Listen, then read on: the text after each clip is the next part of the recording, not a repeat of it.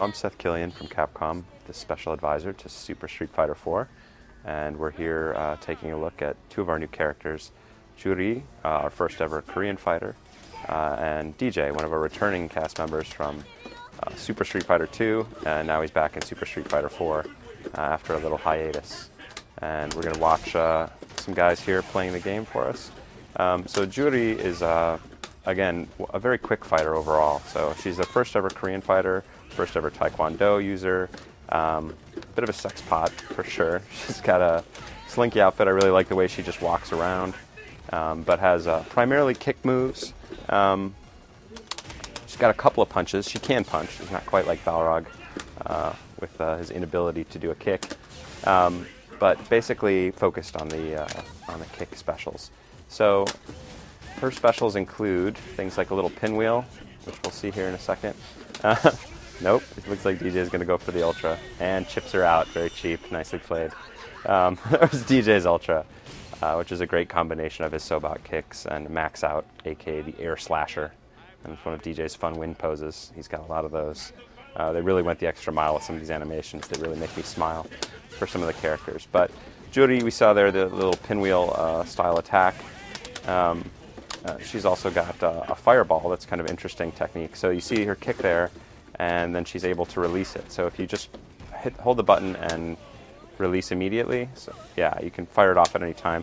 So that first part is basically charging it up, and she can do it in one of three directions. So that was the high one, there was the medium, and there's the low. And it evaporates, so it's not like a great full screen fireball, but it's a great thing you can sort of surprise, you can sort of store it up, charge it as like a little surprise, a bit like Balrog's turnaround punch in previous games, but in fireball form, which is really nice. We just saw Juri also go for one of her dive kicks there, and that's really one of her most valuable assets. So that was the EX version of the dive kick, which again, if that hits, will actually bounce the opponent off the wall, one of our new wall bounce systems in Street Fighter 4. Again, not a radical change at all, but creates some interesting new possibilities. There's her Ultra, which Dee Jay wisely backdashed out of to safety. Very nice there. But Juri's interesting to me because she's able to create a lot of pressure on the ground with different setups at a distance and using the pinwheels from the right distances. But what really makes her interesting is that anytime she jumps, she's potentially on top of you because she can dive kick in at almost any time, setting up potential big damage. And with the EX dive kick, she can even land an Ultra afterwards. So you really have to respect her when she jumps. She's one of the most dangerous characters every time she leaves the ground. Usually jumping puts you at a bit of a disadvantage. You're risking a lot when you jump in. But for Juri, she's actually very dangerous. So it gives her the freedom to jump a little more. So she's got a lot of great advantages, very quick, very fun to play right away, all motions, so all fireball type of motions on all of her special moves. But she also pays a bit of a price because she takes damage, a little more damage than most characters. So she gets hit a little harder. One of her other cool moves, finally on Juri, is her counter move, which is done as a quarter circle away with punch. So if we see you see it sort of looks like a taunt, and then depending on which button you hit, she'll fly either backwards, forwards, or into the air. There was backwards, but she didn't really look that backwards. There's into the air, and that would have been something, but Dee Jay just popped her and won the round. So she can slide behind you, away from you, or up into the air, and it works sort of like a focus attack. So you'll take a little bit of damage as the move hits you, but you can set up some really interesting counter situations. So really that's the heart of Street Fighter for me, is if you're able to correctly predict your opponent's moves, you can take advantage of that and win. So one of our other returning fighters from the original Street Fighter 2 series is T.Hawk. He's back and as giant as ever and still looking to pile drive you. That's really what he's all about. So he's got a lot of his traditional moves. So we've got like his dive, just jump into all three punches in the air. There you go. You can dive and sort of whiff or attack. That one we just saw there was one of his new moves called the Condor Spire, which is done as a reverse dragon punch and actually causes T.Hawk to sort of fly forward in the air on the ground or closer to the ground.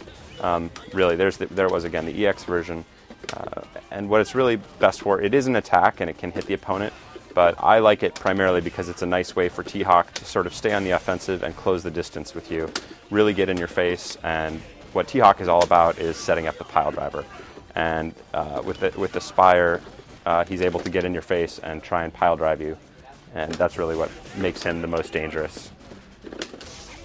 There's DJ's Ultra, part of it will connect. Very nice. And yeah, so T.Hawk is really, there we saw a whiffed pile driver. T.Hawk is really all about getting close and going for that pile driver. Wes is too far, he's far across the screen there to try and land a pile driver. There it is, desperation mode. You may be playing this guy online. And there we saw another one of his really important moves. It's basically his uppercut, works great as an uppercut, knocks people out of the air, can be an effective threat on the ground. You can also cancel T.Hawk's uppercut into a dive, which is very effective, can be used in a combo, or it can also use, if you try and guess and uppercut the opponent, you can also dive your way to safety if you're T.Hawk. So there's, as always with Street Fighter, the special moves don't just have one purpose or in a combo. You can use them creatively, and so that's very much in effect here in Super Street Fighter 4. So T.Hawk closing the distance here, looking to try and land one of his, his ultras. And DJ's trying to be compliant.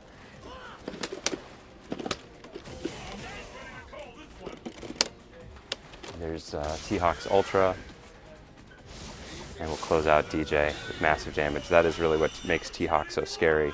He's getting in your face and looking to land that big special throw. So he's definitely still got that same juice in Super Street Fighter 4, all about the throws, but has some new tools to help him get inside and can really be effective at a distance. So where grapplers like Zangief can be frozen out, T.Hawk's still dangerous. So here we have DJ, is the last of our original Street Fighter 2 cast, is also coming back. It's everybody's second favorite kickboxer, maybe, after Sagat. But DJ has his own distinctive style for sure, and it's very much in effect with Street Fighter 4, as you can see. He's got all his traditional moves. We saw his slide there. We saw a look at his great focus attack. And he's also got, there's his up kicks, which again work as effective anti-air. Very nice. And his, what they're calling his air slasher, some of us know it as his max out fondly. It's his, just a fireball. It's basically a sonic boom type of motion. It functions similarly to Guile's Sonic Boom, but comes out a little faster. So it comes out faster, can be a little more dangerous in some situations. So DJ definitely has his own style, but will be familiar to Guile players. There's T.Hawk putting a little hurting on DJ as well. DJ's also got a beautiful Ultra. There it is. Connect that from a variety of attacks right now. Does great damage. Looks fantastic. But DJ is, again, effective at a variety of ranges. Can really keep people out of the air and control the entire ground space with his Sonic Boom air slasher. There's one of his wind poses. My favorite thing about DJ right now is his Sobot kicks. The rolling Sobot, which is done with the Sonic Boom motion. There we saw, look like maybe the forward version. And the short version is also really great. It's just a single rotation, doesn't look as dramatic, won't do as much damage, but what's nice about that is it's got some invulnerability. So if you're up against like a Sagat or something and he's throwing a lot of low tigers at your face, you can do the short Sobot and float right through there. And really set some great stuff up. There's T.Hawk finally getting it together and closing out DJ with a pile driver. T.Hawk, again, all about the pile drivers, very powerful character, does some of the most damage in the game. Will be familiar to anybody that wanted to use T.Hawk before. And one of the nice things about T.Hawk's pile driver is it used to be actually, I think, the hardest move to do in all of Street Fighter history, and it's gotten easier. So it's still, you know, it's not a move for beginners. It's still a pile driver. That can be a tricky motion, but it's no longer impossible. Regular people will be able to do it, and it's a ton of fun to really get in your friend's face and knock them out. Ain't over till it's over.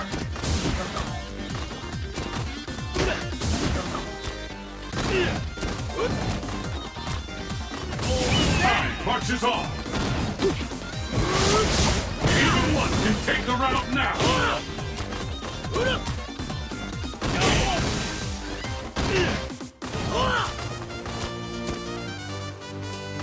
K.O.